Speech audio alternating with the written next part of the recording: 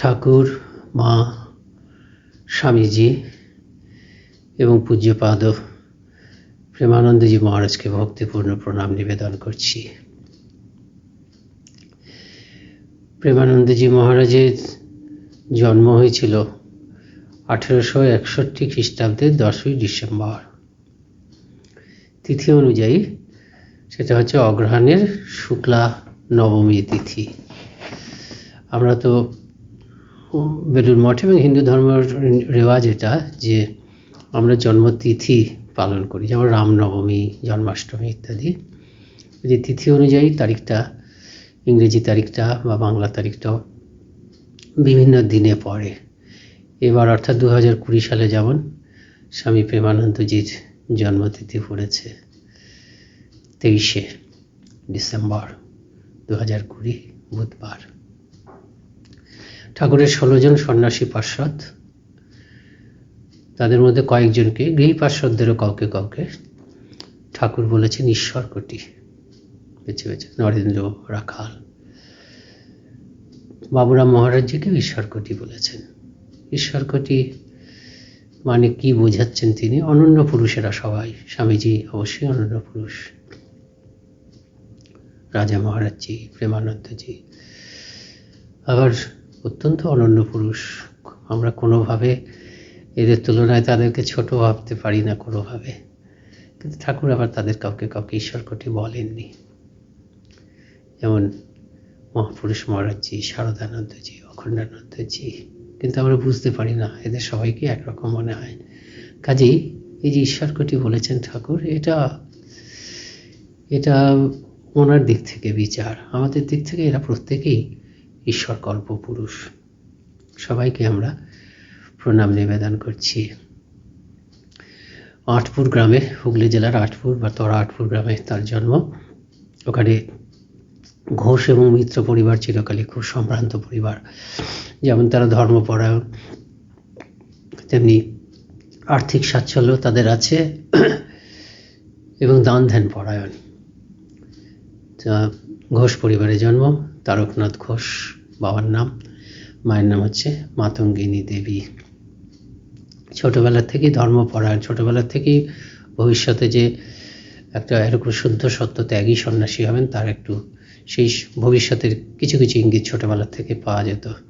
যেমন সংসারে তো যাবেন না, ছোটবেলায় যদি কেউ ঠাট্টা করে বলতো গ্রাম্য মহিলারা যে তোকে বিয়ে দেবো, তখন কথা ফোটেনি, কিন্তু তা সত্ত্বেও খুব যেন আতঙ্কগ্রস্ত হয়ে বলতেন, বিয়ে দিও না, বিয়ে দিও না, মরে যাব বলতেন।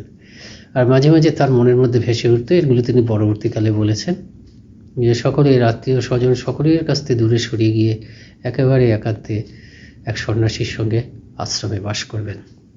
তো এগুলো তার ছোটবেলার মধ্যে লক্ষণ দেখা যেত। তারা ছিলেন কৃষ্ণ ভাবিনী দেবী, হচ্ছে সব থেকে, মানে তারা ভাই বোনের মধ্যে একজন বোন কৃষ্ণ ভাবিনী দেবী, তিনি সব থেকে বড়। তারপরে 3 ভাই, তুলসীরাম, বাবুরাম, শান্তিরাম। এই বাবুরাম মহারাজজি স্বামী প্রেমানন্দ মধ্যম ভাই। এবং ঠাকুর এদের পরিবারে প্রবেশ করেছেন ওই কৃষ্ণ ভাবিনীর সূত্রে। কিভাবে? কৃষ্ণ ভাবিনী দেবী, তার বিবাহ হলো উড়িষ্যার কোঠারের জমিদার বলরাম বসুর সঙ্গে। আর এই বলরাম বসু তো একেবারে ঠাকুরের অত্যন্ত কৃপাপ্রাপ্ত পরিবার। বলরাম মন্দির, আমরা জানি বলরাম বসুর বাড়ি বলরাম মন্দির। দক্ষিণেশ্বরে পরে ঠাকুর আর কোনো জায়গায় এতদিন থাকেননি, ওখানেই থাকতেন, কলকাতায় 2য় কেল্লা, দক্ষিণেশ্বর 1ম কেল্লা, আর ওই বলরাম মন্দিরই ঠাকুর থাকতেন 2য় কেল্লা। তা সেই বলরামবাবু ঠাকুরের পদপ্রান্তে এসছেন, কৃষ্ণ ভাবিনী দেবী ঠাকুরের পদপ্রান্তে এসছেন, মাতঙ্গিনী দেবী। বলরামবাবু তার শাশুড়ি মাকেও ঠাকুরের পদপ্রান্তে নিয়ে গেছেন। এরা সব ঠাকুরের সঙ্গে পরিচিত হয়েছেন বাবুরাম মহারাজজিরও আগে। তা বাবুরাম মহারাজজি কীভাবে ঠাকুরের পদপ্রান্তে এলেন, ঠাকুরের সংস্পর্শে এলেন? বাবুরাম মহারাজজি পড়াশোনা করলেন, গ্রামের পাঠশালায় একটু পড়লেন, তারপর কলকাতা এলেন পাঠশালা পড়ার জন্য। একটি স্কুলে কিছুদিন পড়লেন, তারপরে শ্যামপুকুর মেট্রোপলিটন ইনস্টিটিউশনের শ্যামপুকুর শাখায় তিনি ভর্তি হলেন। এই শ্যামপুকুর শাখাতে হেডমাস্টার ছিলেন আমাদের মাস্টারমশাই, যার নাম হয়েছিল ছেলেধরা মাস্টারমশাই। কিন্তু তাকে শুধু ছেলেধরা মাস্টারমশাই বলা উচিত না, ভক্তধরা মাস্টারমশাই। তার যে কথামৃত, সেই কথামৃতের আকর্ষণে নারী, পুরুষ, তরুণ, তরুণী, অল্পবয়স্ক ছেলে, অল্পবয়স্ক মেয়ে কেন, আবাল বৃদ্ধ বনিতা, তিনি হচ্ছেন ভক্ত আকর্ষণকারী মাস্টারমশাই। যুগ যুগ ধরে তিনি এই বছরের পর বছর ধরে তিনি আপামর জনসাধারণকে ঠাকুরের ভাব পরিমণ্ডলে আকর্ষণ করে আনছেন। তিনি ভক্ত আকর্ষণকারী মহারাজ, কিন্তু তখন তার নাম হয়ে গেছিল ছেলেধরা মাস্টারমশাই। কেননা তিনি একটু ভালো ভাবের মাস্টারমশাই ছিলেন, তো হেডমাস্টার ছিলেন। ভালো ভাবের কোনো তরুণকে দেখলেই তিনি ঠাকুরের পদপ্রান্তে তাকে নিয়ে ফেলে দিতেন, ফেলে দিয়ে নিশ্চিন্ত। তা বাবুরাম মহারাজজিকেও তিনি নিয়ে গেছিলেন, এবং পরবর্তীকালে বাবুরাম মহারাজজি মুক্ত কণ্ঠে বলতেন কথা মাস্টারমশাইকে দেখে, এই তো এর সংস্পর্শে এসেই আমার জীবনটা পাল্টে গেল। মাস্টারমশাই লজ্জিত হতে লাস্টময় তো অত্যন্ত নিরহংকার, তিনি বলতে, ও কি কথা বলছো, ঠাকুরের সঙ্গে একেবারে চিরকালের সম্পর্কযুক্ত তোমরা হচ্ছে ত্যাগী শুদ্ধ সত্য অন্তরঙ্গ ভক্ত, কাজে যখন সময় হয়েছে ঠাকুর তোমাকে বা তোমাদেরকে তাদের তার গণ্ডির মধ্যে নিয়ে চলে এসছেন। তা যাই হোক, তা বাবুরাম মহারাজজি যেদিনকে গেলেন ঠাকুরের কাছে, ঠাকুর খুব খুশি হলেন, খুব খুশি হলেন ঠাকুর। হ্যাঁ, খুশি হলেন কেন, যে কৃষ্ণ এমনিতে খুশি হলেন, ছেলেটি শুদ্ধ সত্য, সুন্দর চেহারা, অপূর্ব সুন্দর চেহারা ছিল। ঠাকুর পরবর্তীকালে বলেছিলেন রাধারানীর অংশে জন্ম বলেছিলেন। ঠাকুর কৃষ্ণভাবিনীকেও বলেছেন, কৃষ্ণভাবিনী দেবীকেও বলেছেন রাধারানীর অংশে জন্ম। কাজে দুজনেই ভাই বোন, দুজনেই হচ্ছে শ্রীমতীর অংশে জন্ম। ঠাকুর বাবুরাম মহারাজজি সম্বন্ধে আরও সব বলেছেন। বাবুরামকে দেখলাম, ধীরে ধীরে বলেছেন যে দেবী মূর্তি, নৈকস্য কুলীন, গলায় হার, সখী সঙ্গে, এসব কথা বলেছেন। দেবী মূর্তি, দরদি, এটা বলছেন, আবার হার পর্যন্ত শুদ্ধ, এসব কথা বলেছেন। এই যে দেবী মূর্তি বলেছেন, বাবুরাম মহারাজের সব কিছুর চেহারাটার মধ্যে একটা অদ্ভুত সুষমা প্রকাশ পেত, আবার তার সঙ্গে আবার বলিষ্ঠতা ছিল, একটা অদ্ভুত শ্রী তার চেহারার হাবভাবে ফুটে উঠত। দেবী মূর্তি তো শ্রীমতীর অংশে জাত। তা একদিন মহারাজ ছিলেন, স্বামী ভাগবতানন্দী, তার স্মৃতি কথা আছে ওই অক্ষয় চৈতন্য মহারাজের বইয়ে, প্রেমানন্দ প্রেম কথা বইয়ে আছে। ভাগবতানন্দজি আরেকজন, কিছুদিন আগে একজন ভাগবতানন্দজি ছিলেন, তাকে আমরা দেখেছি, তিনি নন, তার আগে একজন ভাগবতানন্দজি ছিলেন, যে তার স্মৃতি, যে বাবুরাম মহারাজজি স্বামী প্রেমানন্দজি তিনি আরতি করছেন, আর ভাগবতানন্দজি দেখছেন যে বাবুরাম মহারাজজির জায়গায় একজন নারী মূর্তি, দেবী মূর্তি। তো ঠাকুরের এইসব এগুলো তো মানে খুবই মানে সত্য সব। তা ঠাকুরের কাছে গেছেন, দেখা হয়েছে, কিন্তু ঠাকুরের যে আন্তরিক প্রেম, যে একেবারে ভালোবেসে যে আপন করে নেন, প্রথম তো বুঝতে পারেন, আকর্ষণ অনুভব করেছেন, কিন্তু তো বুঝতে পারেননি। তা কলকাতায় আছে, তা একদিন হঠাৎ বাগবাজারে রামদয়াল বাবুর সঙ্গে দেখা হলো, রামদয়াল চক্রবর্তী ঠাকুরের পরম ভক্ত। তো বললেন যে ঠাকুর তোমাকে ডেকেছেন। বুঝতে পারছেন আমাকে কেন, বুঝতে পারছেন, ঠাকুর তো এইভাবে আকর্ষণ করছেন, রামকৃষ্ণ তিনি আকর্ষণ করছেন, খুব অবাক হয়ে গেছেন, অল্প বয়সে তো বটে। ঠিক আছে, একদিন যাব, ঠিক করেছেন। তা রাখাল মহারাজের সঙ্গে তিনি একসঙ্গেই পড়তেন একই স্কুলে, কিন্তু রাখাল মহারাজ কখনো ভাঙেননি যে তিনি যে ঠাকুরের সঙ্গে কাছে যাতায়াত অনেকদিন থেকেই করছেন, সেটা বলেননি কখনো। তা সেদিনকে তারা হাটখোলার থেকে হাটখোলার গঙ্গাঘাট থেকে তেনারা নৌকো ধরবেন, দক্ষিণেশ্বরে যাবেন বলে রাখাল মহারাজ, মানে রাজা মহারাজজি আর কি, তিনি এবং বাবুরাম মহারাজজি গেছেন। গিয়ে দেখেন যে রামদয়াল বাবু দক্ষিণেশ্বরে যাচ্ছেন। তা তিনজন মিলে নৌকাতে চললেন। তখন রাজা মহারাজজি জিজ্ঞেস করলেন, তুমি কি আজকে রাতে থাকবে? বাবুরাম মহারাজজি তো কিছু জানেন না, কিন্তু রাজা মহারাজ তো যাতায়াত করেন, থাকেনও বটে। তাহলে সেখানে কি থাকার জায়গা হবে? তা রাজা মহারাজজি মজা করে কিছু ভাঙলেন না, হয়তো হয়ে যাবে এরকম বলছেন। কারণ থাকলে খাওয়ার ব্যাপার আছে, আচ্ছা সেখানে খাবার ব্যবস্থা কি হবে? রাজা মহারাজজি আরও ভাঙলেন না, মজা করছেন যে সেখানে যে সাক্ষাৎ জগৎজননী আছেন, বা যাই হোক সেখানে যে খাওয়ার কিছু সমস্যা, ও যেমন করে হোক হয়ে যাবে, হ্যাঁ, এসব বলে তারা পৌঁছতে এই যে একটা দিন থাকবেন, এই যে অনেক শিক্ষা ঠাকুরের কাছে থাকা মানে শিক্ষা। তিনি পরবর্তীকালে বলেছেন যে যা মাত্রই শিক্ষা। গিয়ে দেখেন যে ঠাকুর নেই। রাজা মহারাজ তো ওখানে যাতায়াত করেন, সব কিছু তিনি সরগর আছেন, ঠাকুর নেই। কোথায়? ঠাকুর মন্দিরে গেছেন মানে প্রণাম করতে। রাজা মহারাজ বলে, ঠিক আছে তুমি দাঁড়াও, ছুটে চলে গেলেন। একটু পরে দেখছেন যে ঠাকুরকে রাখাল মহারাজজি ধরে ধরে নামাচ্ছেন। হ্যাঁ, এইখানটায় সিঁড়ি, এখানে পা দিন, এই জায়গাটায় সিঁড়ি, ধরে ধরে কিছু ও ভাবস্থ হয়ে আছেন। এই প্রথম শুনেছিলেন ভাবস্থ হয়, কিন্তু ভাব যে কি এই প্রথম দেখলেন। একেবারে এই অভিজ্ঞতা, ঠাকুরকে দেখা মানে অভিজ্ঞতা। আরও অভিজ্ঞতা হলো, থাকলেন তো খাওয়া দাওয়া করে রাত্রে ওখানেই আছেন। রামদয়াল বাবু তিনি এবং রাজা মহারাজজি তিনজনই আছেন। রাজা মহারাজজির থাকার ব্যবস্থা হলো ঠাকুরের সঙ্গে ঠাকুরেরই ঘরে, আর এদের থাকার ব্যবস্থা হলো ওই ঠাকুরের থাকবার ঘরের ওই পূর্ব দিকের ওই দিকে যে দরজা আছে ওই দিক থেকে ওখানে একটা বারান্দাতে হলো বাইরে। তো রাত্রিবেলায় দেখছেন রামদয়াল বাবু তিনি তো বাইরে শুয়েছেন, ঠাকুরের ঘুম নেই, সারা রাত ঠাকুর যেন অন্য একটা ভাবে আছেন, ভাবস্থ। বারবার ধরে আসছেন, এসে রামদয়াল বাবুকে জাগাচ্ছে, ও ঘুমোলে একটু শুনবে, তুমি কালকে তাকে একটু খবর দেবে। সে কতদিন আসে না, আমার বুকের ভেতরটা গামছা নিংড়ানোর মতন যন্ত্রণা হয় তাকে না দেখে। হ্যাঁ হ্যাঁ, আমি কালকেই খবর দেবো। আবার চলে গেলেন। কিছুক্ষণ পরে আবার সারা রাত ধরে এই একই কথা। কার জন্য ঠাকুর যেন ব্যাকুল হয়ে রাত্রিবেলায় ঘুমোতে পারছেন না, যে আমার বলছেন মাঝে মাঝে একটু খবর দিও, বুকের ভেতরটাতে এত কষ্ট হচ্ছে। অথচ আমার ভেতরের এই কষ্ট, আমার যে এত কষ্ট হয়, তাকে কতদিন তাকে দেখিনি, তাকে না দেখে সেটা সে একটুও বোঝে না। এরকমটা বাবুরাম যে অবাক, একটা মানুষ যে আরেকটা মানুষকে এত ভালোবাসতে পারে, তিনি কখনো মানে এরকম দৃষ্টান্ত দেখেননি যে সারা রাত ঘুমোতে পারছেন না। আর যে ভাষায় বলছেন বুকের ভেতরটায় সত্যি সত্যি মনে হচ্ছে কী বেদনা। এই ভাবলেন যে এরকম ভালোবাসা একজন মানুষ অন্যকে ভালোবাসতে পারে, এটা যেমন মনে হচ্ছে। আর সঙ্গে সঙ্গে ভাবছেন যাকে ভালোবাসেন সেই মানুষটিও না জানি কি নিষ্ঠুর। পরে জানলেন নরেন্দ্রনাথ বলে একটি ছেলে, তার জন্য এই। তো পরের দিন সকালবেলা দেখলেন, যখন সকাল হয়েছে তখন কিন্তু ঠাকুর শান্ত। উনি বলছেন যেমন ঝড় বৃষ্টি হয়ে যাওয়ার পরে আকাশ, চারপাশের প্রকৃতি শান্ত হয়ে যায়, আকাশ আবার পরিষ্কার হয়ে রোদ ওঠে, ঠিক সেরকম যেন ঠাকুর শান্ত। তা নরেনের জন্য যে ব্যাকুলতা, নরেনের কথা শুনলেন। নরেন একটি ছেলে, খুব ভালো ছেলে, ঠাকুর ভীষণ ভালোবাসেন তাকে। যে নরেনের জন্য এত ব্যাকুল, একটা যুবকের জন্য এত ব্যাকুলতা, ব্যাকুলতার একটা মূর্ত রূপ, ভালোবাসার একটা জীবন্ত রূপ তিনি দেখলেন সেদিনকে। তারপরে কিছুদিন পরে এসছেন, সেদিনকে তো দেখলেন বেদনা, দেখলেন বিরহ যেন। সেদিনকে ঠাকুর খুব খুশি। পরের দিন যখন এসছেন খুব খুশি ঠাকুর, কেন নরেন এসছে। তুমি এসছো, খুব ভালো, যাও।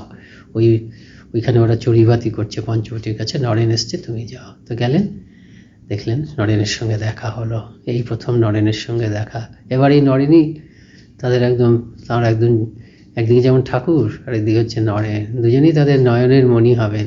এই শারদানন্দ বলছেন একটা অদ্ভুত কথা, নরেনের মানে স্বামীজির যে ব্যক্তিত্ব, সেটার একটা বৈশিষ্ট্য কীরকম, কী প্রবল ব্যক্তিত্ব। শারদানন্দ লীলা প্রসঙ্গে বলেছেন যে ওই যে কাশীপুর, শ্যামপুকুর, ওইসব জায়গার কথা, ওখানেই তো সংঘটা ক্রমশ দানা বাঁধলো, ধীরে ধীরে সব যুবকরা এসছেন। বলছেন যে কি শারদানন্দ লীলা প্রসঙ্গে বলছেন সেখানে যে ঠাকুরের ভালোবাসার আকর্ষণ তো আছেই, নরেনের ভালোবাসার আকর্ষণ, শুধু নরেনের প্রতিভার আকর্ষণ নয়। নরেন্দ্রনাথ সব গুরু ভাইদেরকে যে বেঁধেছেন প্রতিভা দিয়ে নয়, ওই ভালোবাসা দিয়েই। ঠাকুর যেমন ভালোবাসা দিয়ে বেঁধেছেন, নরেনের অসাধারণ প্রতিভা, কিন্তু ভালোবাসা। হ্যাঁ, লাটু মহারাজ বলছেন নরেনের ভালোবাসার কথা। নরেনবাবু, লরেনের আমার লরেন ভাইয়ের মতন কেউ আমাকে ভালো, সবাই একদম ভালোবাসা। তাহলে শারদানন্দ মহারাজ বলছেন যে এদিকে ঠাকুরের ভালোবাসার আকর্ষণ আছে, সঙ্গে নরেনের ভালোবাসার আকর্ষণ আছে। এই দুটি ভালোবাসা একত্রিত হয়ে ওই কাশীপুরে এদের মধ্যে, এই যে গুরু ভাইদের মধ্যে এমন একটা প্রেমের সম্পর্ক স্থাপিত হয়েছিল যে এক পরিবারের মানুষের মধ্যেও দেখতে পাওয়া যায় না। মহেন্দ্রনাথ দত্ত স্বামীজির যে মধ্যম ভাই, তিনি একটা বর্ণনা করেছেন এই সময়কার। পরের কথা একটু বলছি, কিন্তু এই যে নরেনের সঙ্গে বাবুরাম যে দেখা হলো সেটা বলছি, যে নরেনের কি আকর্ষণ।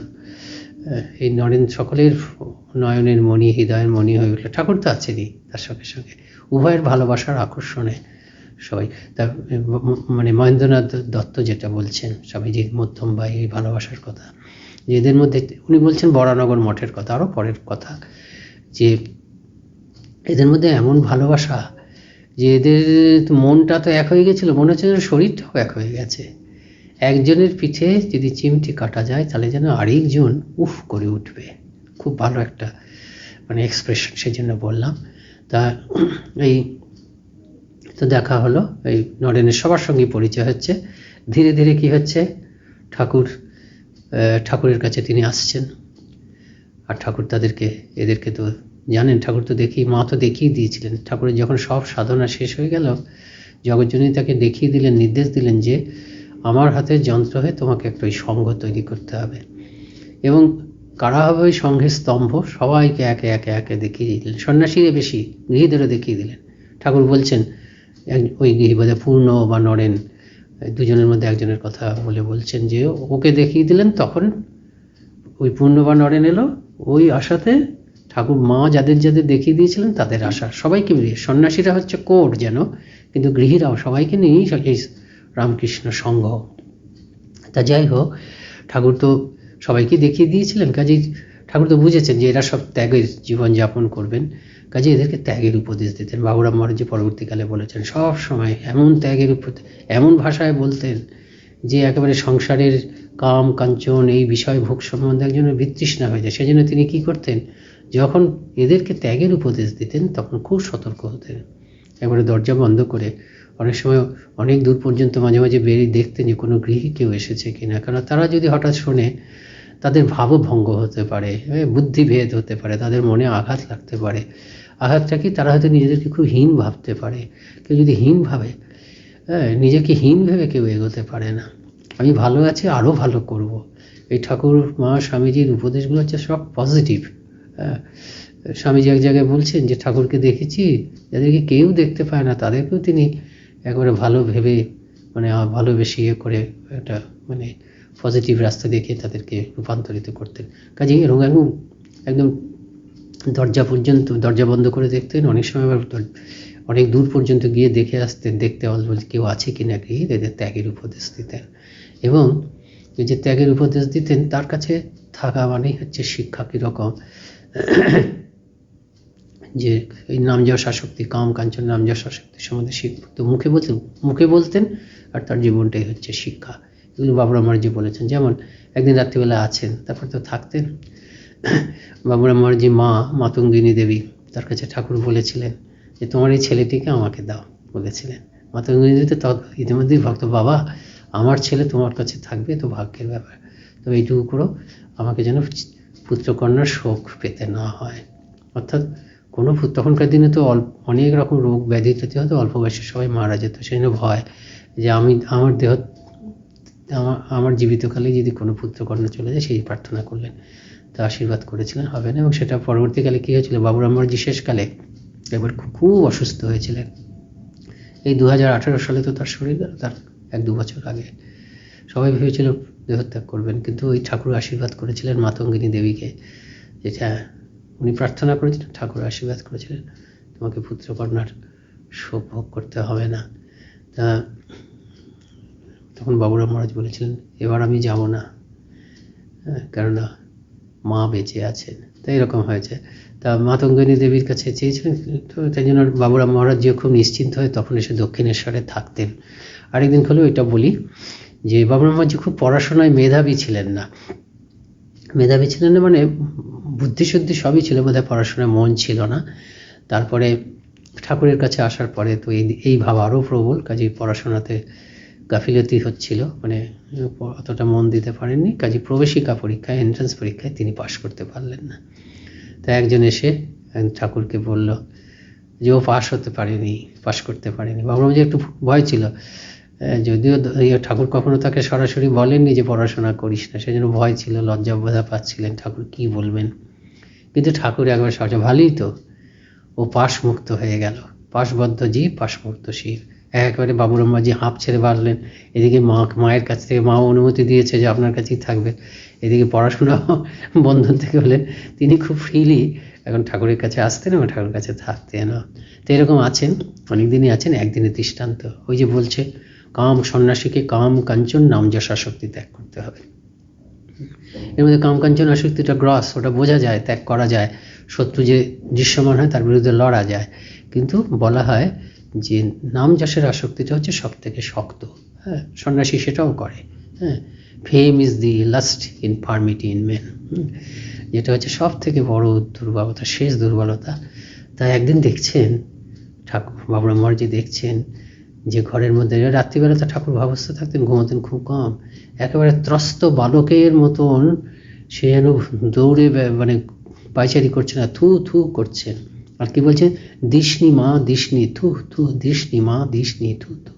বাবুরাম মহারাজ পরিষ্কার বুঝতে পারলেন মা যেন ঠাকুরকে পরীক্ষা করার জন্য ধামা ভর্তি মান যশ, এটা বাবুরাম মহারাজজির ভাষা দেখে, তখন দেখে যা তার ঠাকুরকে দেখে তার যা মনে হয়েছিল, মা যেন একেবারে ধামা ভর্তি নাম যশ নিয়ে ঠাকুরকে দিতে যাচ্ছে না। ঠাকুর একেবারে ভয়ার্ত বালকের মতন একেবারে পালাচ্ছেন যেন, মা মা তৃষ্ণি, একদম মনের মধ্যে দাগ কেটে গেল। এইভাবে দাগ কেটে গেছে।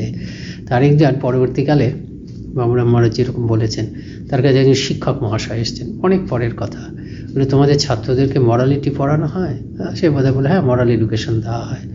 এই বলার পর বাবুরাম নিজেই বলছেন, আমরা মরালিটি কার কাছ থেকে শিখেছি জানো? ঠাকুরের কাছ থেকে। তারপর একদিনের ঘটনা বলছেন, ওই হাজরা মশাই ছিলেন ওখানে, প্রতাপচন্দ্র হাজরা, হ্যাঁ, তিনি সাধু সেজে বসে আছেন, আসলে কিন্তু সাধু নয়, অন্তঃশ্বাস শূন্য, হ্যাঁ, ওই রকমভাবে বসে আছেন, যদি একটু লোকে সাধু ভেবে একটু প্রণামী পয়সা টয়সা দেয় এগুলি।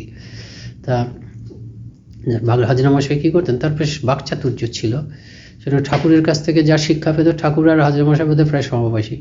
হ্যাঁ, তো ঠাকুরের কাছ, ঠাকুর তো এদেরকে বিশুদ্ধ ত্যাগ বৈরাগ্য ভক্তি টক্তির কথা শোনাতেন। হাজরা মশাই কী করতেন, তিনি এদের মধ্যে আবার অনেক কিছু প্যাঁচ ট্যাঁচ ঢুকিয়ে দেওয়ার চেষ্টা করতেন, কিন্তু কিছু হতো না। কিন্তু ঠাকুর সময় একটু সতর্ক থাকতেন যে এদের যাতে কোনো, এদের মধ্যে সদ্য ভালো ভাব আসছে, এদের জীবন হচ্ছে অত্যন্ত মহার্ঘ, কাজে একটু যেন বাধা না হয়, সেই জন্য মা পাখির মতন ঠাকুর তাদেরকে আগলে রাখতেন, যদি ঠাকুর খেয়াল রাখতেন যে হাজরা মশাই যেন বিগড়ে না দেয়। তো একদিন কে এসে বলেছেন, ওনার কাছে উনি বোধহয় বলেছেন যে হাজরা এরকম বলছে একে, আরেকজনকে কাউকে শিক্ষা দিচ্ছে। তখন ঠাকুর রেগে গেছেন, যত দেখি কি বলছে, দেখি কি বলছে। তো উঠলেন শোনার জন্য, এক পা বা দু পা গেয়েই থেমে গেলেন, না এইভাবে আড়াল থেকে কথা শুনবো না, হ্যাঁ, আড়াল থেকে কথা শোনা ঠিক নয়, সেটা ঠিক মানে ভালো নয়, ওটা ভদ্রতা নয়, ওটা নীতি বিগড়িত। তো এইরকম ঠাকুরের কাছে থাকা মানেই হচ্ছে শিক্ষা।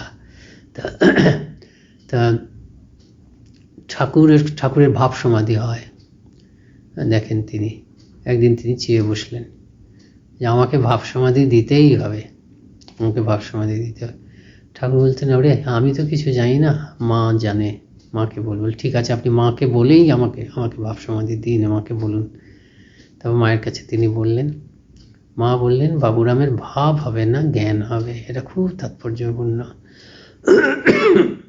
ভাব হচ্ছে ভক্তিপথের কথা, ভাব প্রেম এগুলো ভক্তিপথের কথা, দ্বৈত পথের কথা, আর জ্ঞান হচ্ছে অদ্বৈত পথের কথা। জ্ঞান মানে কি, ব্রহ্ম একমাত্র সত্য, আমি স্বয়ং ব্রহ্ম, সর্ববস্তু ব্রহ্মময়ং জগৎ। এই ব্রহ্ম পরিচয়ে আমি বিশ্ব ব্রহ্মাণ্ডের সঙ্গে এক। জ্ঞান মানে হচ্ছে এক, জ্ঞানের নাম জ্ঞান। বলছেন আমি আর সবাই হচ্ছে এক। আর ব্রহ্ম যদি বলতে না চাই, ভগবানও বলা যায় যে আমি স্বয়ং ভগবান এবং সবাই ভগবান। ভগবত পরিচয়ে আমিও ভগবান, সবাই ভগবান, একই তো ভগবান। এই ভগবানে আমরা সব এক হয়ে গেছি, ভগবানের পরিচয়ের ভিত্তিতে। ডিভাইন আইডেন্টিটি একটা, এবং on the basis of divine identity I am experiencing a divine oneness with the whole of universe, with all beings and with all things. একটা দৈবী একত্বের পরিচয়, সকলের সঙ্গে আমি একাত্মতা অনুভব করছি, এটা হচ্ছে জ্ঞান। অথচ বাবুরাম মহারাজজির জীবনে আমরা কিন্তু প্রেমের প্রকাশ দেখছি। আসলে জ্ঞানই প্রেমে পর্যবেসিত হয়, ত্যাগই প্রেমে পর্যবেসিত হয়। যে নির্বিচারে ত্যাগ করতে পারে, সে নির্বিচারে ভালোবাসতে পারে। জ্ঞান মানে যেহেতু একত্ব অনুভব, তার মানে কি আমার সঙ্গে কারোর তফাৎ নেই। কাজেই আমার আঙুলে যদি একটা কাঁটা ফোটে, এটা আমি বলি না যে এটা আঙুলের ব্যথাকে যে আমার কিছু যায় আসে না, কারণ আঙুলটা আমি, আঙুলের মধ্যে এখানে তাও একটু অংশ আছে, আঙুলটা আমার অংশ, কিন্তু প্রকৃত জ্ঞান তাও নয়, অংশ নয়। জ্ঞানের দৃষ্টিতে বলতে আমি আগুনটাই আমি। যে পৃথিবীর যে কোনো প্রান্তে কোনো মানুষ আছে, ওই মানুষটাও আমি। সেই মানুষের দুঃখ আমি চিনি না হয়তো, সেই মানুষের দুঃখ আসলে আমারই দুঃখ, আমি বুঝি বা না বুঝি। সেই মানুষটার আনন্দ আসলে আমারই আনন্দ, আমি বুঝি বা না বুঝি। সেই জন্য স্বামীজি একটা কথা বলছেন যে ভালোবাসাই হচ্ছে বেদান্ত, ভালোবাসাই হচ্ছে অদ্বৈত বেদান্ত। সত্যি তো, আমি খুব স্বার্থপর, কিন্তু আজকের থেকে আমি উন্নতি করতে শুরু করেছি। আমি আপনাকে ভালোবাসলাম, আমি একটু প্রসারিত হলাম, যার জন্য স্বামীজি বলছেন expansion is life, contraction is death. আপনাকে ভালোবাসতে শুন, একটু বিস্তারিত হলাম, আরেকজনকে আরেকজনকে আরেকজনকে, সারা পৃথিবীর সবাইকে ভালোবাসি। সিসিমা বলছেন 36 কথা সব যে আমার, এই হচ্ছে জ্ঞান। প্রেমের রূপে জ্ঞান প্রকাশিত। আর কি বলছেন, কেউ পর নয় মা, জগৎ তোমার। এই হচ্ছে প্রেমের রূপে জ্ঞান প্রকাশিত।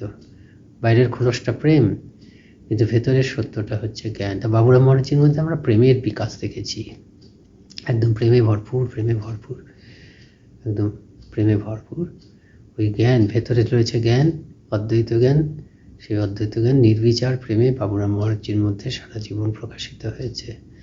আর বাবুরাম মহারাজজি ওই যে হাজরা মশাইয়ের কথা বললাম, এদেরকে সব কুটবুদ্ধি দিত।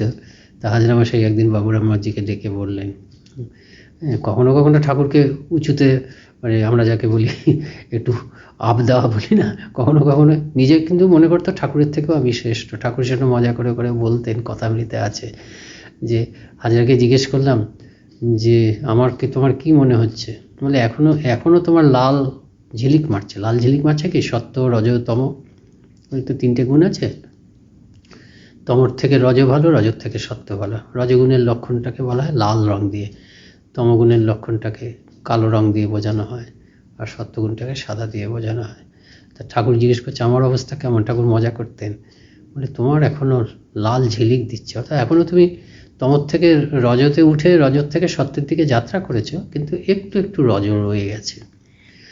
তখন ঠাকুর বলছিল তোমার কি অবস্থাটা, আমার পূর্ণ সত্য।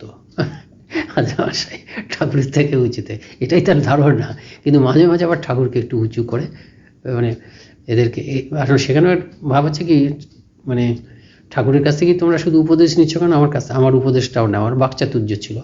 এদেরকে বললে তোমরাই তোমরা রামকৃষ্ণ পরমহংসদেব সিদ্ধ ব্রহ্ম মানুষ, ওনার কাছে থাকছো, ভালো ভালো খাচ্ছ, নিশ্চিন্ত আছো, তাতেই হয়ে যাবে, জীবনটা তো হয়ে যাবে।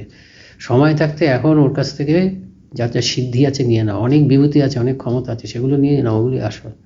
তো এরা কি করে, এরা ঠাকুরের কাছে, ঠাকুর শুনেছেন, ঠাকুর শুনে বলছেন যে এইরকম করবি না, এত ছোট নজর নয়, এত ক্যাংলামি করিস না। ঠাকুর বলছেন আমার যা সে তো তোদেরই জন্য, চাইবি কেন, ক্যাংলামি করবি কেন, ক্যাংলামি করিস না। তোদের কাজ হচ্ছে, তোরা আপনজন অন্তরঙ্গ, যুগ যুগ ধরে, মানে ঠাকুর ঠিক, আমি একটু বিস্তারিত করে বলছি, ঠাকুরের এক্সাক্ট কথা হচ্ছে ক্যাংলামি করিস না, তোরা শুধু তোদের কাজ হচ্ছে আমার সঙ্গে তোদের সম্পর্কটা বুঝে নে, এবং গোটা ধনের অধিকারী হ। পিতার জিনিস তো পুত্রই পাবে, আমার সব কিছু তো তোদের জন্য। এই জন্ম জন্মান্তর ধরে এরা আসছেন, কাজে অবতারে যা কিছু এদের মধ্যেই তো যাবে। এরকমভাবে ঠাকুর এদেরকে রক্ষা করলেন। তারপর তো ঠাকুরের দেহত্যাগ হলো। দেহত্যাগের পরে ওই বরানগর মঠ, এরা সবাই সাধন ভজন যেমন করছেন, তপস্যাও করছেন, সবাই পরিব্রাজকে ঘুরে বেরিয়েছেন। শুধু শশী মহারাজজি জায়গাটাকে, রামকৃষ্ণানন্দজি ঠাকুর ঘরটাকে জাগিয়ে বসে রেখেছেন, সেটারও প্রয়োজন ছিল, যার জন্য মঠ এক জায়গায় রয়েছে। কিন্তু এরা সবাই পরিব্রাজক হয়ে তপস্যা করেছেন, কাশী, বৃন্দাবন, এসব পুরী, এসব জায়গায় বাবুরাম মহারাজজি করেছেন। তারপরে স্বামীজি পরিব্রাজক হয়ে বেরিয়ে গেলেন, ভারত পরিক্রমা শেষে শিকাগোতে গেলেন, বিরাট জয় জয়কার।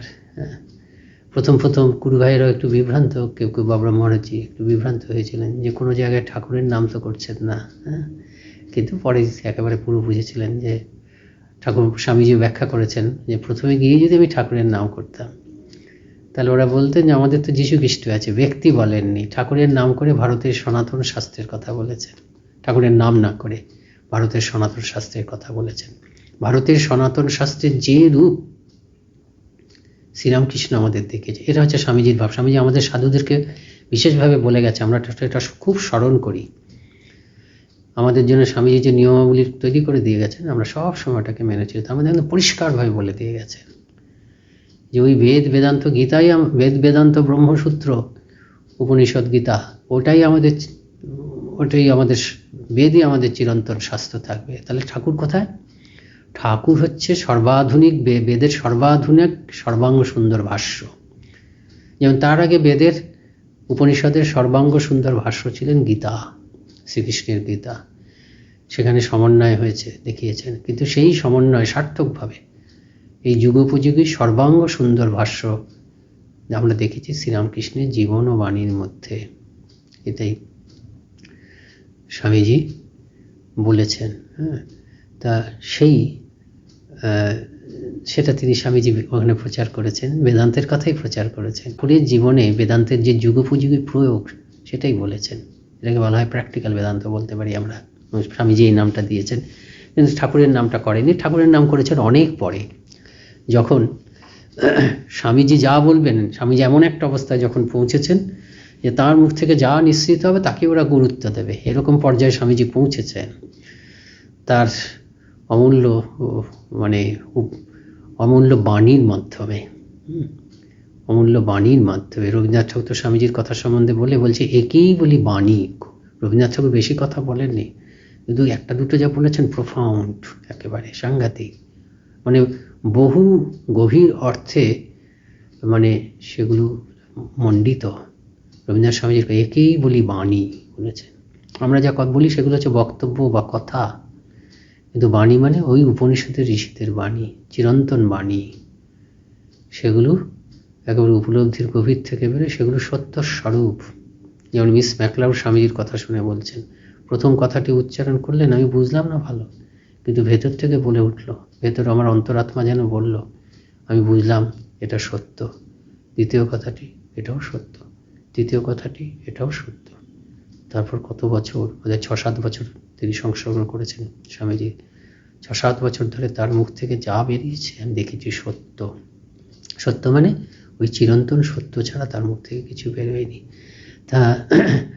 তো সেই বাণী তিনি প্রচার করেছেন। তা বাবুরাম মহারাজজি প্রথমত তো ঠাকুরের কথা বলেননি। স্বামীজি যখন এরকম একটা অবস্থায় পৌঁছেছেন, পাশ্চাত্যের মানুষ যখন তাকে এরকমভাবে গ্রহণ করেছে, যখন বিবেকানন্দের মুখনিসৃত প্রতিটি কথাই ওরা একেবারে অতি শ্রদ্ধার সঙ্গে শুনবে, সেই সময় অনেক পরে তিনি ঠাকুরের কথা বলেছেন। আরেকটা কেন বলেননি, যে এমন শুদ্ধ জীবন, এই জীবন এরা ধরতে পারবে না, সেই জন্য খুব সংকোচ করছে। যেমন মায়ের কথা বেশি কিছু বলতেন না, আমাদের সাধুরাও বড় বাইরে বলতেন না, ধরতে পারবে না। তা যাই হোক, বাবুরাম মহারাজজি প্রথমে একটু বুঝতে পারেননি, কিন্তু তারপরে একেবারে স্বামীজিময় সবাইকে স্বামীজির কথা বলতেন। স্বামীজি বলে দিয়ে গেছিলেন পূর্ববঙ্গটা তোর জন্য রইল, এটা বলে দিয়ে গেছেন। আরেকটা বলেছিলেন যে তুই দীক্ষা দিস না। কেন বলেছিলেন? আসলে ওনার এমন প্রেমের আকর্ষণী শক্তি, এরকম বলেছেন তুই যদি দীক্ষা দিস যে তোর শিষ্যর বেশিরভাগ লোক, জানি না কেন বলেছেন, কেন ওনার এমন আকর্ষণী শক্তি হয়তো অন্য কারোর কাছে কেউ যাবে না। কিন্তু আসল কথাটা হচ্ছে বাবুরাম মহারাজজির ভূমিকাটা নির্দিষ্ট, তিনি ভাব প্রচার করে যাবেন, ভাব প্রচার। এরা যা করবেন, রাজা মহারাজজির ভাব এক, মহাপুরুষ মহারাজ শারদানন্দজি তিনি তার সঙ্গে সঙ্গে পরিপূরক হবেন। তা বাবুরাম মহারাজজি ঠাকুর তো, স্বামীজি তো শশী মহারাজজিকে মাদ্রাজে পাঠালেন, জীবিতকালেই পাঠালেন। তিনি বললেন যে আমার মধ্যে তোমরা ক্ষাত্রতেজ দেখেছ। স্বামীজি ভেতরে সত্যগুণ, ব্রহ্মজ্ঞানী মহাপুরুষ যে কোনো সময় সমাধিস্থ হয়ে যান, সেখানে শুধু ক্ষাত্র বীর্য থাকলে তা হবে না, অবশ্যই প্রকাশটা ক্ষাত্র বীর্য, কারণ দেশটা তমগুণে ভরে আছে, প্রকাশটা ক্ষাত্র বীর্যের মাধ্যমে। কিন্তু স্বামীজির মাধ্যমে যা প্রকাশিত হয়েছে, স্বামীজির ক্ষাত্র বীর্য সত্যগুণ থেকে উৎসারিত, কিন্তু অ্যাপারেন্টলি অনেক সময় ক্ষাত্র বীর্য। তা মাদ্রাজের অধিবাসীদের তিনি বলেছিলেন যে আমার মধ্যে তোমরা এরকম ক্ষাত্র বীর্য দেখেছো, ক্ষত্রিয়ের আদর্শ দেখেছো, আমি এমন একজনকে পাঠাবো, তার মধ্যে তোমরা সেই সনাতন ব্রাহ্মণত্বের আদর্শ দেখতে পাবে। আর মাদ্রাজের লোকেরা খুব গোঁড়া, পুরনো প্রাচীন ভিতরে খুব আচার বেচার, গোঁড়ামিতে তোমাদেরও হার মানাবে, কিন্তু ত্যাগ বৈরাগ্য আধ্যাত্মিক উপলব্ধিতে অনন্য। স্বামীজি বলেছেন, শশী মহারাজজিকে পাঠিয়ে দিলেন, শশী মহারাজজি তো ঠাকুর ঘরটা ধরে রেখেছিলেন, ঠাকুরের পূজা। শশী মহারাজজি চলে যাওয়ার পরে বাবুরাম মহারাজজি, এরপরে যে বাবুরাম মহারাজজি কত কাজ করেছেন, কি কাজ যে করেননি। মঠের মা বলতো সবাই তাকে, মঠের প্রতিটি কাজ। এরপরে স্বামীজি চলে গেলেন, রাজা মহারাজজি। রাজা মহারাজজি আছেন মাথার উপর প্রেসিডেন্ট, শুধু তাই নয়, রাজা মহারাজজির সিদ্ধান্ত অনুযায়ী সব কিছু চলে। কিন্তু সকলের সঙ্গে সঙ্গে রাজা মহারাজজি, সারদানন্দজি সবাই আছেন, কিন্তু প্রতিটি সাধুর সঙ্গে সঙ্গে একেবারে হাতে কলমে ধরে, মানে ডে টু ডে অ্যাক্টিভিটিস, মানে এভরি অ্যাক্টিভিটিস, মানে মঠে বিভিন্ন সাধুদের যে এভরি অ্যাক্টিভিটি, যে বিভিন্ন প্রতিটি যে কাজ, তার সঙ্গে সঙ্গে পাশে মানে ফ্রেন্ড, ফিলোসফার, গাইড হিসাবে মঠের সাধুরা পেতেন কিন্তু বাবুরাম মহারাজজিকে। যেমন তিনি মন্দিরে পুজো করছেন, সঙ্গে সঙ্গে সাথে সাথে গিয়ে তিনি ভাড়ার রান্নাঘরটা দেখছেন, রান্নার ব্যবস্থা দেখছেন, গোয়ালে গিয়ে গরুদের ব্যবস্থা দেখছেন, মঠে কোথায় গাছপালা আছে, কি ময়লা হলো, ইয়ে হলো কিনা, ঝোপঝাড় হয়ে গেল কিনা, আগাছা হয়ে গেল কিনা, সব কিছু, মানে সব কিছু মঠের যাবতীয় জিনিস তিনি দেখছেন মানে কি, তিনি সকলকে দিয়ে কাজ করাচ্ছেন, সাথে সাথে সাথে সাথে তিনি যেন একটা দিব্য দূতির মতন সবসময় ঘুরে বেড়াতেন মঠে। হ্যাঁ, সবসময় মঠে ঘুরে বেড়াতেন। আর আমি নিত্য স্বরূপানন্দজির কাছে শুনেছি, ওই যে সিসি মা বলেছিলেন মঠ আলো করে বেড়াতো, Nitya Swarupanandaji Ramakrishna Mission Institute of Culture প্রতিষ্ঠাতা, সিসি মায়ের দীক্ষিত, কিন্তু তিনি খুব মায়ের কথা বলতে চাইতেন না, ওটা আমাদের খুব গোপন। এবং আমাদের কারোর পক্ষে, আমরা খুব জুনিয়র ছিলাম, তিনি স্বয়ং না বললে তার মুখ থেকে কিছু শোনা মানে দুষ্কর ছিল, কাকে জিজ্ঞেস করা কঠিন। তা আমার মনে আছে একদিন খাবার টেবিলে তিনি আপন মনে, ফাঁকা হয়ে গেছে, তিনি একা বসে আছেন, তিনি দীর্ঘক্ষণ ধরে ধীরে ধীরে ধীরে ধীরে খেতেন, তিনি আপন মনে বলে যাচ্ছেন বাবুরাম মহারাজজির কথা। বলে কি অদ্ভুত, এরা কখনো নিজেদের শরীরের সঙ্গে নিজেকে আইডেন্টিফাই করতেন না, একেবারে দিব্য। নির্বাণানন্দজি বলছেন, রাজা মহারাজজির সেবক ছিলেন, তিনি নিত্য স্বরূপানন্দজির থেকেও বয়স্ক আমরা যখন দেখেছি। তা তিনি বলছেন বাবুরাম মহারাজ এক আশ্চর্য ঠাকুরের অলৌকিক সৃষ্টি, যে তোমরা কল্পনাও করতে পারবে না যে কি রূপ। রূপ মানে জাগতিক রূপ তো আছে, সে জাগতিক রূপ নয়, একটা দিব্য জ্যোতি, একটা আধ্যাত্মিক রূপ, ওজময় রূপ যাকে বলে না, সেরকম। বলে গঙ্গায় স্নান করছেন, স্নান করে গেরুয়া কাপড়টা পরছেন, গায়ের রঙের সঙ্গে গেরুয়া মিলে গেছে, সূর্যের আলো পড়ছে, অদ্ভুত। সেই জন্য একটা দিব্য দূতির মতন তিনি মঠ প্রাঙ্গণে ঘুরে বেড়াতেন। এই ব্রহ্মচারীকে বলছে, এই সাধুকে বলছে এটা করেছো, আবার দেখতে চলে গেলেন, আবার ওখান থেকে এসে এটা দেখলেন। কিন্তু স্বামীজিময় হয়ে কাজ করতেন, তিনি সব কাজ করতেন। কীরকমভাবে তিনি সবার মধ্যে, তার কাজগুলো কীরকম, ব্রহ্মচারীদের জীবন গঠন করা। ওই সকাল থেকে তিনি আছেন, সকাল থেকে সবার আগে তিনি উঠতেন, সবাইকে তুলতে, এই মঙ্গল আরতি, তারপরে পূজা, ঠাকুর ঘরে পুজো চলছে, পূজা খুব নিষ্ঠা, সব কিছু তড়িৎ গতিতে করতেন, নিষ্ঠাভরে পুজো করছেন, সাধু ব্রহ্মচারীদের করছেন।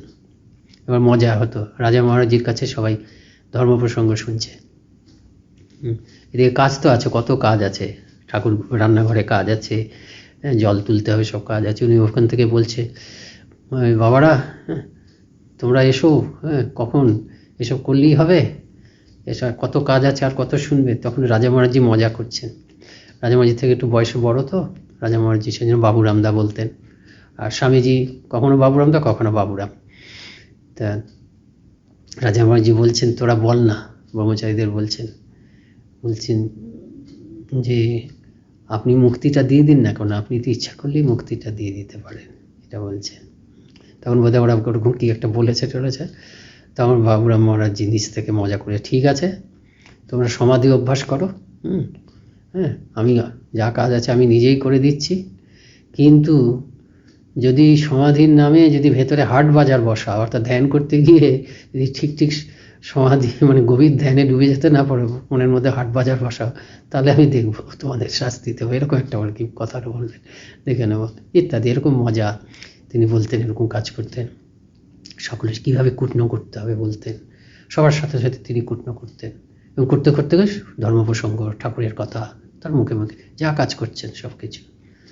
তারপরে এই এখানটা ঝোপঝাড়টা করতো, কীরকমভাবে তিনি শেখাতেন। কাউকে নেমন্তন্নের ব্রহ্মচারীদের আসন পাত্র বলছেন, আসনগুলো সব তেরা বাঁকা হয়ে গেছে। এইভাবে হয় স্বামীজির কাজ, ঠাকুরের কাজ ঠিক মতন করে করো। খুব বড় ঘাসগুলো বড় হয়ে গেছে, চোরকাটাও আছে, তিনি কয়েকজন ব্রহ্মচারীকে লাগিয়েছেন ছেটে দিতে। তার দাঁড়ানোর অবসর নেই, তার অনেক কাজ, তিনি এদেরকে দিয়ে আরেকটা কাজে চলে গেছেন। আবার কিছুক্ষণ পরে এসেছে, দেখেছেন কীভাবে কাজ করছেন। সবাইকে কিছুটা কিছুটা এলাকা দিয়েছেন, এই এলাকাটা একটু একটু করে সবাই করছে এক একটা জায়গায়। একজনের এলাকাতে দিকে তাকে তিনি প্রথমে খুব খুশি, বাহ তুমি তো খুব তাড়াতাড়ি জায়গাটা পরিষ্কার করে দিয়েছ। তারপর কাছে গিয়ে দেখে উনি বলেছেন খুরপি দিয়ে ঘাসগুলোকে তুলতে, সে তা না করে ওপর থেকে কাঁচি দিয়ে কেটে কেটে দিয়ে গেছে, ছুরি দিয়ে কেটেছে। কি তুমি ওপর থেকে ছেটেছ? তখন সে বলছে আসলে ঘোড়া শুদ্ধ তোলার অনেক ঝামেলা। যেই বলেছেন ঝামেলা, বলে ঝামেলা, আমি ভাবছি যে তুমি ঠাকুরের কাজ, স্বামীজির কাজ, মঠের কাজ খুব আনন্দ সহকারে করছো, আর ঝামেলা ভাবছ। দেখো বাবা, এখনই যদি তোমার এই সব কাজ ঝামেলা মনে হয়, তাহলে চলবে না। ওই দেখো তো তোমার সতীর্থ অন্য ব্রহ্মচারীরা, তারা তো সেই কষ্ট করে খুরপি দিয়ে একেবারে গোড়া শুদ্ধই তুলছে।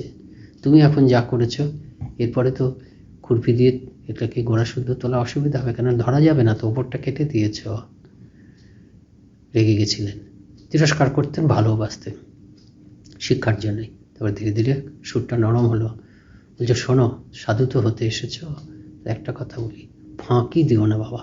ফাঁকি দেওয়ার ভাব যদি ভেতরে ঢুকে যায় তাহলে কিন্তু হবে না। ওয়ার্ক ইজ ওয়ার্শিপ, স্বামীজি বলেছেন। তারপর দিয়ে ধ্যান করছে কেউ, ঠিক আছে ধ্যান কর, কিন্তু স্বামীজিকে ধ্যান কর বলছেন। আগে স্বামীজির সত্তা পা, ওই হৃদয়টা, তাহলে ঠিক ঠিক সেবা করতে পারবি মানুষের, তারপরে ঠাকুরকে ঠিক ঠিক বুঝতে পারবি। এরকম সব তিনি বলতেন, স্বামীজির কথা বলতেন।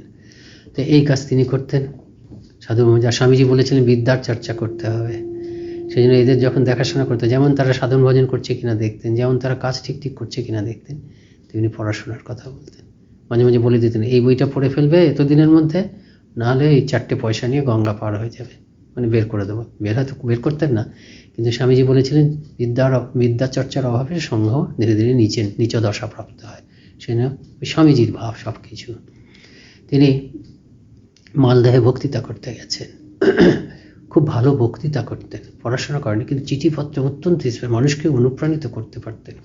ওই যে পূর্ববঙ্গটা রয়ে গেল, 3-4 বার পূর্ববঙ্গে গেছেন, মানে একাধিকবার, 2-3 বার তো গেছেনই। সে মানে একেবারে মানে মাতিয়ে দিয়েছিলেন। অশ্বিনী কুমার বাবু বলছেন যে এমন তার আকর্ষণী শক্তি, তার ধর্মসভায় যা লোক হতো, গান্ধীজি গেলেও ওরকম লোক হতো না। এবং হিন্দু মুসলমান নির্বিশেষে তার ভালোবাসা। রাজামাজি বলেছিলেন প্রেমানন্দের প্রেমে পূর্ববঙ্গটা কেমন জেগে উঠেছে দেখো, একেবারে হিন্দু মুসলমান নির্বিশেষে। তিনি একবার যখন চলে আসছেন, মুসলমানরা কাঁদছেন যে আমাদের পীর চলে যাচ্ছে, আমাদের পীর চলে যাচ্ছে, এরকম তিনি ছিলেন। ভালোবাসা এই তো। আর ভক্ত সেবার তরুণদের আকর্ষণ। ভক্ত সেবা কীরকম, তিনি মনে করতেন ভক্তদের সেবা করলে ঠাকুরের পূজা হয়। মোটে একটা নির্দিষ্ট সময় তো আছে, এখন আরও আছে, যে নির্দিষ্ট সময় এসে প্রসাদ পেতে হয়। তো তিনি প্রসাদ পাওয়ার পরেও তো কেউ এসছে, সকলে গাঁই করতো, অনেকেই কাজ আছে, তিনি কিন্তু কেউ না গেলে তিনি যাবেন রান্নাঘরে গিয়ে নিজে তাদের একটু খাবার দাবার কোথায় পাওয়া যায়, কোথায় কি আছে তাদের। এই দেখে একজন সাধু বোধহয় তার সঙ্গে গেছে, খুব খুশি হলেন, আশীর্বাদ করলেন, দেখ গৃহস্থ লোকেরা কত কষ্ট করে, ওরা কি ঠিক সময় আসতে পারে? সব সময় ওরা পারে না। আর ঠাকুর তো আমাদের দিয়েছেন, আমাদের তো কিছু অভাব নেই। এখন ঠাকুরের দেওয়া জিনিস নিয়ে যদি ঠাকুরের ভক্তের একটু সেবা করি, কি ভালো না? এটা তো একটু ভালো। সবসময় উদ্বিগ্ন থাকতেন তিনি। তার শরীর অসুস্থ, তাও তিনি ভক্তদের যারা এসছে তাদের ঠিক ঠিক সেবা হলো কিনা ভাবছেন। একজন বলছে যে আমি এত অসুস্থ, এরকম করবে না। দেখো এটা আমার স্বভাব, আমি ভগবানের পূজা আর ভক্তদের সেবাকে এক বলে মনে করি, এরকম বলতে। একজন ভক্তকে খেতে দিয়ে, সে ভক্ত একটু রাগী টাইপের, একটু অপেক্ষা করে চলে গেছেন, কি তুমি দিলে না? বলে উনি তো কিছু বলার আগেই চলে গেলেন। বলছে তাহলেও ডেকে দিতে হয়। তার বিশ্বাস ছিল যে ঠাকুরের পবিত্র ভূমিতে যখন এসেছে না, এখানে এই পবিত্র বাতাবরণে ঠাকুরের প্রসাদ যদি কাউকে দেওয়া যায় এবং তার শরীরে যদি ঢোকে, তার মনের পরিবর্তন হবেই হবে। এবং তিনি ভাবচক্ষে দেখেছিলেন একবার, যেখান থেকে এমন একটা ভাবপ্রবাহ বেরোলো যে সারা পৃথিবীতে শান্তি ছড়িয়ে গেল। সেটা তিনি মনে করতেন যে এইখান থেকে ঠাকুরের ভাব সারা পৃথিবীকে রূপান্তর। সেই জন্য তিনি ভক্ত সেবাটাকে ঠাকুরের পূজা বলতেন। তিনি বলতেন যে যখনই দেখি যে মঠে অনেক জিনিস কেউ ঠাকুরের কাছে পাঠাচ্ছে ঠাকুরের সেবার জন্য, তখনই বুঝি ঠাকুর সঙ্গে সঙ্গে ভক্তও পাঠাচ্ছে। এরকম তার ভক্ত সেবা তিনি করেছেন। তখন দেহত্যাগ করবেন তার 2-3 দিন আগে তিনি একজন সন্ন্যাসীকে ডেকে বললেন, তোমাকে একটা কথা বলি, এটা করতে পারবে? ভক্ত সেবা করতে পারবে? বলে, হ্যাঁ মহারাজ করব, এটা মনে থাকে যেন, এই বলেছিলেন। আমরা শুনেছি আর কি লোকমুখে, সম্ভবত ঠিক হবে। যাকে বলেছিলেন তিনি ভরত মহারাজজি। এবং আমরা ভরত মহারাজকে দেখেছি যে তিনি সকল ভক্তের খাওয়া না হলে, এই পঙ্গত টঙ্গত ভক্তদের পঙ্গত টঙ্গত সব শেষ না হলে তিনি কখনো নিজে প্রসাদ গ্রহণ করতেন না। তাই একদিন তার ভক্ত সেবার মানে কীরকম চোখে ভক্তদের দেখি, সেটা একটা উদাহরণ শুনলে শিহরিত হতে হয়। শিহরিত কেন হতে হয়? যে ওরকম একটা ভক্তদের প্রসাদ দেওয়া হচ্ছে, তাদের জুতোগুলো রাখা আছে, কিন্তু এখন বৃষ্টি আসার সম্ভাবনা। তা তিনি একজন সাধুকে, ব্রহ্মচারী বা সন্ন্যাসীকে বলেছেন জুতোগুলো সরিয়ে নিরাপদ জায়গায় রাখো যাতে বৃষ্টিতে না হয়। এখন জুতো কীভাবে সরাবে? জুতো পা দিয়ে সরাবে, আর কে করবে? বা লাঠি দিয়ে সরাবে, হাত দিয়ে তো সাধারণত ধরবে না কেউ। তা তিনি করছেন, ওদের দেরি হচ্ছে, এই বৃষ্টি আসে। তিনি তখন, আরে ভক্তদের জুতো, ও কি ওরকম করে করতে হয়? ভক্তদের জুতো কীভাবে পাদুকা কীভাবে সরাতে হয় জানিস? ঠাকুরের পার্শ্বদ ঈশ্বর কোটি, দরদি, হাড় পর্যন্ত শুদ্ধ রাধারানীর অংশ, তিনি গিয়ে এই চটি জুতোগুলোকে একদম বুকে করে নিয়ে সরালেন। কি অদ্ভুত, ভাবা যায়? এ হচ্ছে মানুষ, মানে ভাবা যায় না আর কি। এরা ঠাকুরের সঙ্গে ছাড়া আর কার সঙ্গে আসবেন? এই মানুষকে আলাদা কখনো থাকতে পারেন পৃথিবীতে, আসতে পারেন? তাই এই ভক্তদের আকর্ষণ করতেন। আর তরুণদের প্রতি তরুণরা তার প্রেমে আকর্ষিত হতো। এটা আমি লোকেশ চন্দ্রের কাছে শুনেছি যে তিনি বাবুরাম মহারাজজির সঙ্গ করেননি, তিনি 1-2 বছর পরে এসেছেন বাবুরাম মহারাজজির প্রয়াণের পরে। উনি 1921 সালে এসেছেন। সেই জন্য মাকেও সেরকম দেখেননি বাবুরাম মহারাজ, কিন্তু শুনেছেন যারা বাবুরাম মহারাজজির প্রভাবে এসে সাধু হয়েছেন তাদের কাছে শুনেছেন। তারা সব কলকাতায় স্টুডেন্ট, সব শনি যে ছুটির দিনে বেলুড় মঠে আসতেন। তা বলছেন যে আমরা অপেক্ষা করতাম কবে ছুটি আসবে, ছুটি হলেই দৌড়তাম। হয়তো শনিবার ক্লাসটা হওয়ার পরেই বেলুড় মঠে এলেন। আসার সঙ্গে সঙ্গে বাবুরাম মহারাজ কি করবেন? সঙ্গে সঙ্গে কি প্রসাদ দেবেন? তা না, এই এসছি, খুব ভালো চা। তিনি নিজেও কোমর বেঁধে লাগতেন, মলকোচা বেঁধে। তারাও কি করবেন? এখন ভাটা আছে, গঙ্গার থেকে জল তোল। গঙ্গার থেকে জল, তখন তো এইসব ট্যাপ কল টল নেই, টিউবওয়েলও বোধ হয় তখনও আসেনি। জল তুলে চৌবাচ্চা আছে সেখানে রাখা হলো, সেখানে থিতিয়ে পড়বে, তারপর উপর থেকে আবার জলটা করাবে। যাই হোক, সেই জলই খাওয়া হবে, সেই জল করবে, মানে বাসন কোসন মাজা হবে, বিশেষ করে পানীয় জলের জন্য। তাই এরা করলেন। গলদঘর্ম, খুব পরিশ্রম হলো। পরিশ্রম হয়ে এবার যখন যাবেন, বা এবার সন্ধ্যা হয়ে গেছে, আরতি অ্যাটেন্ড করে, তখন কাজ টাজগুলো হয়ে গেল, তখন একটু প্রসাদ আর কি দরিদ্র অবস্থা। ওই পাত্রের নিচে হয়তো 1-2 কলা আছে, সেটা দিলেন। তারপরে হয়তো এরা একটু সন্ধ্যা আরতি করে ফিরে গেলেন। বলছে সে যে কি আনন্দ!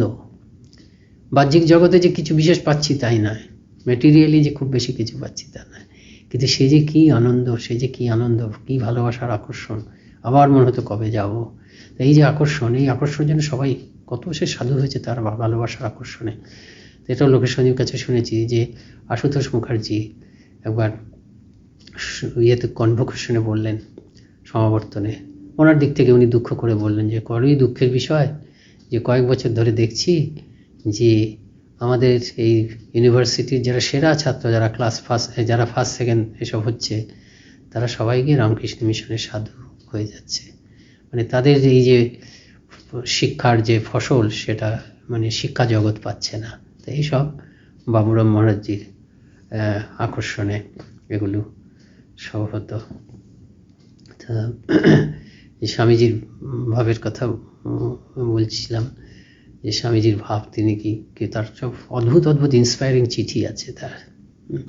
এরকম একটি পত্র সেই মালদাহের বক্তৃতাটা বলি আর এইটা বলি। মালদায় তিনি বক্তৃতা করতে গেছেন, বক্তৃতাতে তিনি ওই শিবজ্ঞানী জীবের সেবার কথা বলছেন। এখন সন্ন্যাসীর মুখে শিবজ্ঞানী জীবের সেবা এইগুলো শোনে তখনও লোকে অভ্যস্ত হয়নি। এখন যেমন সবাই বোঝে সন্ন্যাসী মানেই সেবা, এটা একদম হয়ে গেছে। হ্যাঁ, এমনকি ধ্যান জপের থেকেও সন্ন্যাসী সেবা করবে এটাই ধরে নেয় সবাই আজকালকার। এগুলো সব, এটা হচ্ছে স্বামীজির প্রভাব একেবারে। তা তিনি সেবার কথা বলছেন বাবুরাম মহারাজ মালদায়। একজন ভদ্রলোক সামনে বসে বলছে আমরা একটু প্রেম ভক্তির কথা শুনতে চাই, ঈশ্বর প্রেম ভক্তির কথা। বারবার ধরে বিরক্ত করছেন, তখন বাবুরামজি উত্তেজিত হন, আমি তো প্রেম ভক্তির কথা বলতে চাই, কিন্তু আপনাদের যোগ্যতা কোথায়? প্রেম কে নেবে? একটা গল্প বললেন যে একজন ভদ্রলোক, একজন বোধহয় ভদ্রলোক বা যে ভদ্রমহিলা, সে প্রেম বিক্রি করছিল, প্রেম নেবে গো প্রেম নেবে গো বলে দরে দরে ফিরি করছিল। সবাই আসছিল প্রেম নেবে বলে। প্রেম তো লোভনীয় জিনিস, মহার্ঘ জিনিস। যখন নিতে আসছে দাম দিতে হবে, কী দাম? কাঁচা মাথা দিতে পারবে? তখন সবাই পিছিয়ে যাচ্ছে। তা আপনারা কি কাঁচা মাথা দিতে পারবেন? অর্থাৎ কি, একেবারে বিন্দুমাত্র অহংকার থাকবে না, বিন্দুমাত্র আমিবোধ থাকবে না, আমার জন্য আমি কিছু চাই না, সর্বস্ব তোমার জন্য দিয়ে দেবো, ভগবানের জন্য। এইরকম প্রেম, এই প্রেমই তো প্রেম। তদর্পিত অখিল আচারতা বিস্মরণে পরম ব্যাকুলতা। হ্যাঁ, সমস্ত কিছু দিয়ে দেবো।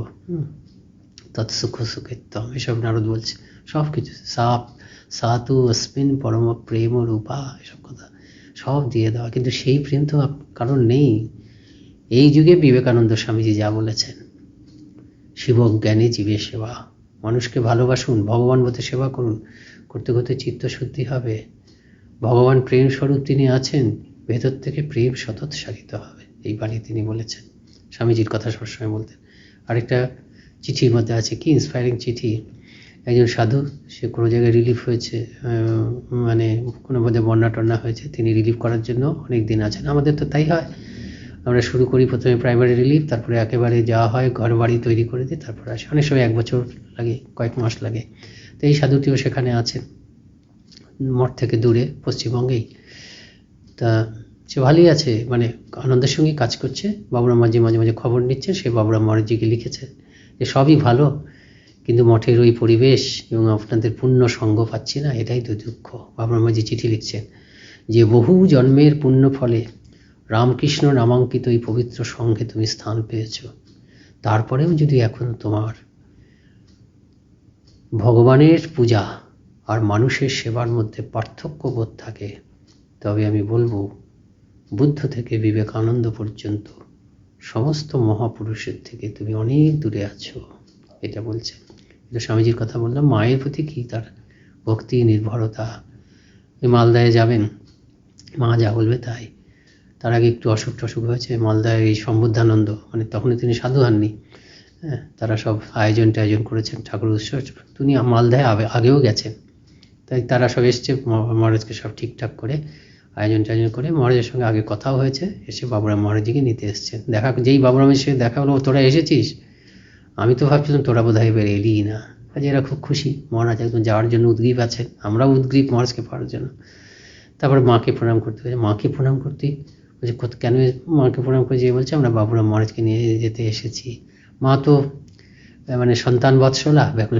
সে কি গো, এই গরমকাল, এত দূর, ওর তো শরীর ভালো নয়, ওকে নিয়ে যাবে না বাবা, ওর তো মুশকিল হবে। বাবুরামকে ডাকো তো। বাবুরাম তুমি যাবে এখানে? তোমার না কিছুদিন আগে শরীর খারাপ হয়েছিল? হ্যাঁ মা, এখন ভালো আছে। তাই এত গরম, এটা কি তোমার দেওয়ার ঠিক? আপনি বাবুরাম নাই বা গেলে? হ্যাঁ মা ঠিক, নাই বা যাওয়ার দরকার নেই। বাবুরাম মাঝিকে দেখে মনে হলো যে তার মনে মনে যেন এটাই ইচ্ছা ছিল। এই মা বললেন যে মালদায় যাওয়ার দরকার নেই, যেন এটা তার খুব মনোমতো কথা, খুব খুশি হলেন। আর এরা তো একদম হতবাক, সবাই আয়োজন করে এসছেন, সবাই অপেক্ষা করছে। বাবুরাম মাঝিও প্রথমে এরকম বললেন যে তোরা বুঝে এলি না, উনিও যাবেন বলে তো সম্মতি দিয়েছেন আগে, এটা কী হলো? তখন কি করে, মাকেই বলতে হবে। মাকে কোনো মতে বোঝেন, মা খুব বেশি দূর নয়, এই তো কালকে রওনা, আজকে পৌঁছে। ও তাই? মা তো সরল, তাহলে তো খুব বেশি দূর নয়ই তো। আর মানে আমরা খুব ভালোভাবে রাখবো, ও ভালো যত্ন নেবে মাকে খুব। আর সবাই অপেক্ষা করে আছে মহারাজ, মা যে সবাই গেলে বড় মনে কষ্ট পাবে। মা বুঝলেন, সকলের কষ্টই তো মায়ের মনে ভালো লাগে, সেই কষ্টটাও বুঝলেন। তখন আচ্ছা বাবুরামকে ডাক, বাবুরাম এরা যখন এত করে বলছে তুমি যাওই না, একবার ঘুরেই এসো, খুব বেশি দূর নয় বলছে, আর খুব যতটা তো। হ্যাঁ মা যাবো, অবশ্যই যাবো, আপনি বলছেন, আপনি যা বলো আমি কি জানি, যদি আগুনে ঝাঁপ দিতে বলেন আগুনে ঝাঁপ দেবো, যদি গঙ্গায় ঝাঁপ দিতে বলেন গঙ্গায় ঝাঁপ দেবো, একদম আমি কি জানি, আপনি যা বলবেন। মুখটা একদম আরক্তিম হয়ে উঠলো। বাবুরামজিকে দেখে মনে হলো এই যে মা যেতে বলছেন সেটাও যেন তার খুব মন মতো হলো। অর্থাৎ এই যে টোটাল সারেন্ডার, সম্পূর্ণ শরণাগতি, সম্পূর্ণ আত্মসমর্পণ মায়ের প্রতি, এরকম দৃষ্টিভঙ্গি ছিল। মায়ের সঙ্গে তিনি কত সুন্দর সুন্দর কথা বলেছেন, মানে তোমরা রাধারানী, বিষ্ণুপ্রিয়া, সীতামা এদের কথা শুনেছ, মা ঠাকুরানী এদের সবাইকে ছাড়িয়ে কোথায় বসে রয়েছে, তোমরা বুঝতেও পারছো না। ঠাকুরের ভাব সমাধি হতো, বাইরে প্রকাশ পেয়ে যেত, আমরা বুঝতে পারতাম, কিন্তু মায়ের ভাব সমাধি হচ্ছে, মুহুর্মুহু হচ্ছে সমাধি হচ্ছে, ভাব সমাধি। মা কাউকে জানতে দেন না, কি ভাব চাপার ক্ষমতা আর কি করুণা, যে বিষ নিজেরা হজম করতে পারি না মায়ের কাছে চালান করে দিই, মা সব গ্রহণ করছেন। যাই হোক, বাবুরাম মসজিদ দেহত্যাগ হলো 1918-তে। এই এখন বিশ্বব্যাপী, এখন যেমন কোভিড, সেই সময় একটা বিশ্বব্যাপী ইনফ্লুয়েঞ্জা অতিমারি দেখা দিয়েছিল। প্রথমে তার কালাজ্বর হলো, কালাজ্বর থেকে ভালো হলেন একটু, বৈদ্যনাথ ধামে নিয়ে যাওয়া হলো, কিন্তু ওই যে বিশ্বব্যাপী প্যান্ডেমিক, সেই সময় ইনফ্লুয়েঞ্জাটা প্যান্ডেমিক হয়ে থাকে, সেটা ঘুরতে গিয়ে ভারতবর্ষে হলো, বহু মানুষ সব জায়গায় মারা গেছে। বাবুরাম মহারাজজির হলো, আর তাকে স্থূল শরীরে রাখা গেল না, আসলে সব ঠাকুরের ইচ্ছা। সময় শেষ হয়ে গেছে, কাজ শেষ হয়ে যেতে হবে, একটা ছুতো করে তো শরীরটাকে মানে পাত হতে হবে, শরীরটার পতন হবে। বাবুরামজি দেহত্যাগ করলেন। বললেন, মাস্টারমশাই শুনে বললেন ঠাকুরের প্রেমের দিকটা চলে গেল, ঠাকুরের প্রেমের দিকটা চলে গেল। আর ঠাকুর বলতেন দরদি, হাড় পর্যন্ত শুদ্ধ, এসব বলতেন। ঠাকুর যেমন ভাবাবিষ্ট থাকতেন, তখন বাবুরাম মসজিদ থাকলে ঠাকুরের সুবিধা হতো। ঠাকুরের প্রেমের দিকটা চলে গেল, বাবুরাম মহারাজজি সম্বন্ধে বললেন মাস্টারমশাই। আর সিসি মা কি বললেন, মঠের শক্তি, ভক্তি, যুক্তি সব আমার বাবুরামের রূপ ধরে গঙ্গাতীর আলো করে বেড়াতো। ওই যে বললাম একটা যেন দিব্য দ্যুতি, মঠের শক্তি, ভক্তি, যুক্তি সব আমার বাবুরামের রূপ ধরে গঙ্গাতীর আলো করে বেড়াতো। তো যাই হোক, বাবুরাম মহারাজজিকে প্রণাম, ঠাকুরমা স্বামীজিকে প্রণাম, সকলের কাছে আশীর্বাদ প্রার্থী, যাতে এসব পুণ্য জীবনের অনুপ্রেরণা আমাদের জীবনে কিঞ্চিত হলেও বাস্তবায়িত হয়।